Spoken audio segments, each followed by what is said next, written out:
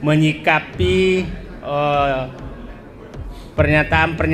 banyak pernyataan Presiden Prabowo akhir-akhir ini yang seakan-akan menggambarkan menempatkan diri berseberangan dengan rakyat. Prabowo menggunakan kaidah to kill or to be killed, membunuh atau dibunuh. Jadi kalau beliau tidak lakukan sampai tanggal 20 April, saya khawatir Prabowo tidak sampai kepada akhir tahun kepemimpinannya.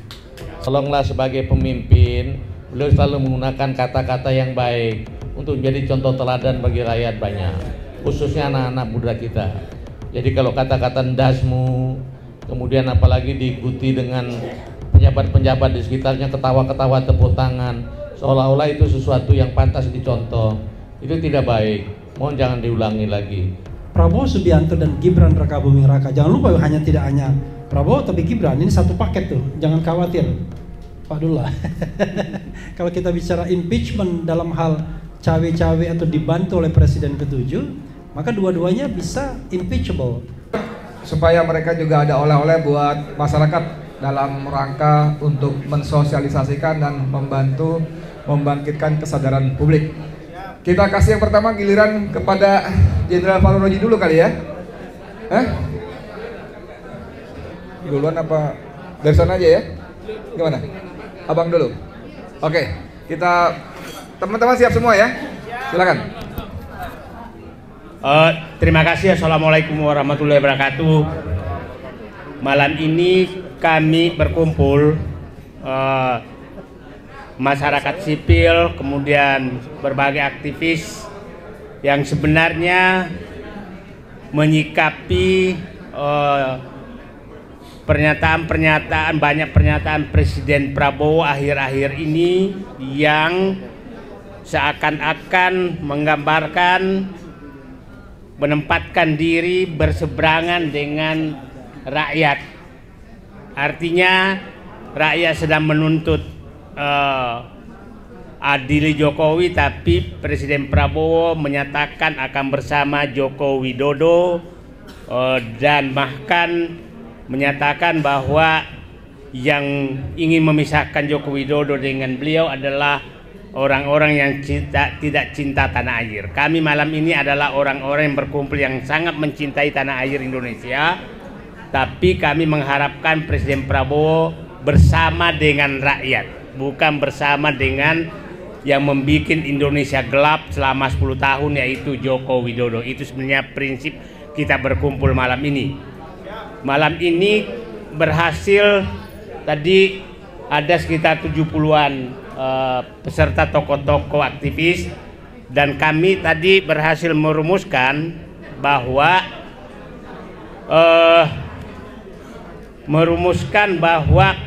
mengharapkan dan mendesak Presiden Prabowo untuk melakukan tindakan tegas untuk memperbaiki Indonesia dan melepaskan Indonesia dari kondisi Indonesia gelap.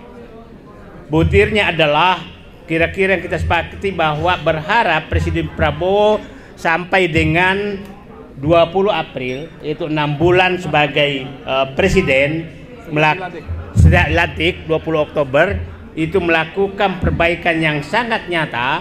Pertama adalah bahwa harus ada tindakan nyata terhadap oligarki yang sudah nyata-nyata mengkooptasi kekuasaan negara. Yang kedua, terhadap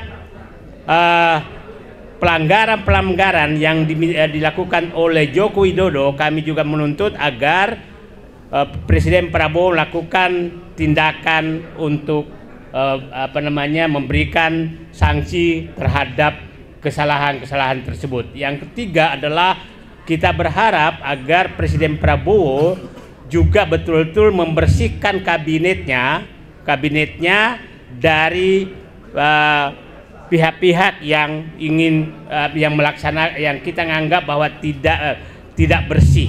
Nanti nama-namanya kita akan sebutkan. Yang keempat adalah bahwa kita minta Presiden Prabowo betul-betul menegakkan hukum dengan memperbaiki dan mengganti aparat-aparat hukum yang nanti rumusannya sedang kita bereskan. Jadi itu kira-kira kesepakatan malam ini, dan tadi sama menyatakan bahwa ini memang harus terukur, dan kita akan melakukan aliansi-aliansi dengan gerakan mahasiswa, dan sepertinya agendanya sudah hampir sama. Itu saya pikir intinya.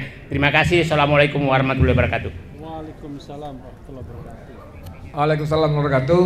Jadi tadi disebutkan kita memang sudah mencoba membuat draft rumusan, nanti akan dirapikan, dan tadi ada masukan bagus banget dari pakar hukum tata negara kita, Refli Harun. Kepada Refli Harun, silakan. Bukannya yang senior dulu? Oke. Maaf. Silakan.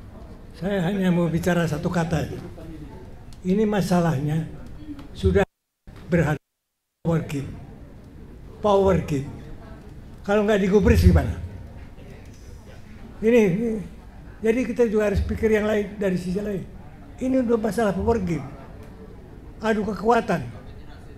Kita sudah didukung rakyat cukup kuat nggak untuk bisa mendesak Prabowo mengikuti keinginan kita? Bukan hanya dengan seruan, bukan dengan himbauan, bukan dengan harapan, tapi power game. Saya kira itu aja. Terima kasih banyak. Langsung aja Pak Jenderal barangkali. Belum dari kerajaan. Assalamualaikum warahmatullahi wabarakatuh. Nggak ada apa yang disampaikan oleh masyarakat Banten tadi yang mewakili bahwa nggak ada. Sultan Banten itu tidak mau dijajah lagi. Jadi kalau mau ini ada penjajah, lebih bagus mereka akan bentuk negara sendiri. Dan itu juga kami sampaikan untuk berbagi. Terima kasih. Tadi banyak hal yang kami diskusikan, tapi yang belum tersebut ya mungkin bukan sebuah poin, tapi mohon menjadi perhatian Bapak Prabowo. Tolonglah sebagai pemimpin, beliau selalu menggunakan kata-kata yang baik untuk menjadi contoh teladan bagi rakyat banyak, khususnya anak-anak muda kita. Jadi kalau kata-kata ndasmu, kemudian apalagi diikuti dengan pejabat-pejabat di sekitarnya ketawa-ketawa tepuk tangan, seolah-olah itu sesuatu yang pantas dicontoh, itu tidak baik. Mohon jangan diulangi lagi. Beliau adalah pemimpin, panutan kita semua. Terima kasih. Langsung ke Bang Bulak untuk menjawab ini Bang, bahwa ini power game. Pertama, sebagai seorang jenderal, saya harap Prabowo menggunakan kaidah to kill or to be killed, membunuh atau dibunuh. Jadi kalau beliau tidak lakukan sampai tanggal 20 April, saya khawatir Prabowo tidak sampai kepada akhir tahun kepemimpinannya. Sebab kelompok oligarki dengan Presiden Cina selalu berada pada posisi untuk menjatuhkan Prabowo. Yang kedua, untuk itu maka Prabowo harus terbitkan beberapa perpu, antara lain perpu mengaktifkan kembali undang-undang KPK yang lama, perpu menggantikan undang-undang Minerba, undang-undang Cipta Kerja, dan undang-undang Kesehatan. Yang ketiga, saya menghimbau kepada rakyat bahwa ini waktunya untuk rakyat bergerak, karena tidak ada satu perubahan baik revolusi maupun apa saja yang tidak melibatkan rakyat. Jika rakyat tidak menggunakan momen ini, maka rakyat akan menjadi korban karena akan menjadi babu dalam negerinya sendiri. Terima kasih. Terima kasih banyak Bang Dula, langsung ke Refli Harun. Ya, terima kasih Mas Edi, Puang Saididu, Bapak-bapak semua. Assalamualaikum warahmatullahi wabarakatuh. Keren cadas, ada ibu-ibu juga ya. Selalu diproses sama ibu-ibu ya. Ada dua hal yang ingin saya sampaikan. Pertama, hal yang ngeri-ngeri sedap ya, kita mendengar pengakuan dari Prabowo Subianto, kita menang karena kita dibantu oleh presiden yang ke-7. Nah, memang dari sisi hukum pengertian dibantu itu apa? Apakah dibantu dengan kecurangan ataukah dibantu seperti apa? Tapi kata dibantu sendiri itu sudah tidak layak.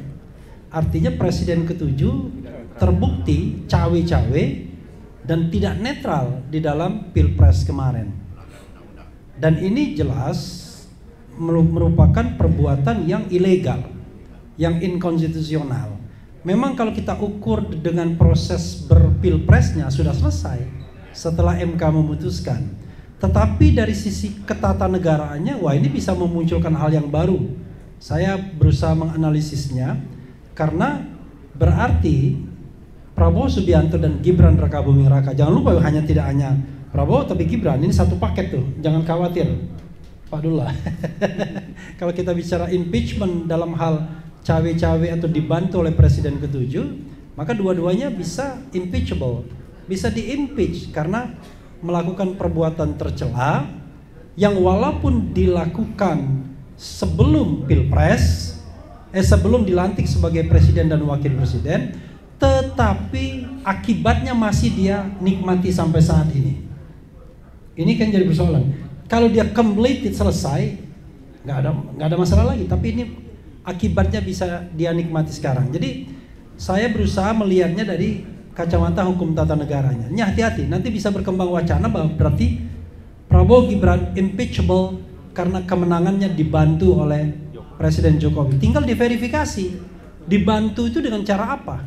Apakah dibantu dengan bansos, dibantu dengan kebijakan, dibantu dengan pengarahan aparat dan lain sebagainya. Oke, itu satu poin. Poin yang kedua, saya berusaha mengkonkretisasi apa yang menjadi tema malam ini yang dibuat poin-poinnya. Satu yang saya tangkap adalah sebenarnya ada aspirasi untuk tangkap, adili, miskinkan Jokowi dan keluarga. Itu. Kenapa tangkap? Karena tangkap itu adalah wilayah kewenangan eksekutorial, eksekutif. Wilayah kewenangan polisi, jaksa, dan KPK. Ya. Kalau jaksa tidak menangkap, polisi yang menangkap, jaksa juga bisa menahan. Ya. Nah, kemudian yang kedua adalah tangkap, adili Mr. A. Saya tidak mengatakan secara eksplisit karena kan azas praduga tak bersalah yang terlibat dalam perampasan tanah rakyat. Kenapa kita harus konkret tidak menyebut oligarki? Harus ada contoh yang spesifik bahwa itu applicable, measurable. Karena kalau dibilang oligarki orang bingung, siapa itu oligarki? Apa kesalahan dia? Tapi kalau ini jelas yang terlibat dalam perampasan tanah, misalnya gitu. Yang kedua, harus jelas juga ganti Kapolri dan Jaksa Agung. Kenapa? Nanti kita bisa berdiskusi lebih banyak. Tapi yang jelas adalah kalau Kapolri dan Jaksa Agung belum diganti, maka pasti penegakan hukum akan bermasalah. Kan itu kan logikanya. Nah, yang keempat, ini juga aspirasi ganti pejabat menteri-menteri yang kita ragukan integritasnya dan loyalitasnya pada pemerintahan yang baru ini. Dan masih menjadi bagian dari pemerintahan yang lama. Jangan-jangan masih jadi operator. Tetapi kita harus jelas siapa saja. Bahlil misalnya, Pratikno misalnya, Erlangga Hartarto misalnya, Dito Aryo Tejo yang menerima uang suap BTS 27 miliar tapi tetap menjadi menteri. Edi Hiarij misalnya yang pernah menjadi tersangka bebas karena pra-peradilan. Siapa lagi? You name it. Biar jelas. Ada Sakti ya kan? Dan lain sebagainya. Itu yang keempat. Yang kelima adalah cabut Undang-Undang Nomor 19 Tahun 2019 yang melemahkan KPK. Bagaimana cabutnya? Dengan Perpu. Karena kita minta addressnya ke Prabowo Subianto. Setelah dicabut dengan Perpu, maka adakan seleksi ulang pimpinan KPK. Syukur-syukur diketuai oleh Abdullah Hehamahua. Di Indonesia ini hanya satu yang saya percaya, ya kan? Kalau di Indonesia dan manusia, namanya Abdullah Hehamahua. Tapi kalau secara universal ya kita percaya pada Allah Subhanahu wa taala dan Rasulullah. Ya, itu saja sobat semuanya, kawan-kawan semuanya ya. Mudah-mudahan ini bermanfaat. Assalamualaikum warahmatullahi wabarakatuh. Saya kira sebagai penutup saya tetap minta Bang Said Didu untuk lagi-lagi meresum pada oleh-oleh yang lebih pasti dari teman-teman untuk masyarakat. Oke, saya pikir tadi alhamdulillah malam ini rumusannya cukup konkret, ada waktunya, ada butir-butirnya. Kita akan matangkan selama bulan puasa dengan buka puasa keliling untuk menyatukan, dan tentunya selanjutnya akan mengkomunikasikan dengan gerakan-gerakan yang lain termasuk mahasiswa agar Pak Prabowo kembali ke dirinya sendiri bersama rakyat untuk memperbaiki negeri, bukan memilih bersama Joko Widodo dan oligarki. Terima kasih. Assalamualaikum warahmatullahi wabarakatuh. Waalaikumsalam warahmatullahi wabarakatuh. Sebagai akhir saya ingin mengutip ulang dari Pak Suripto, ini power game ya.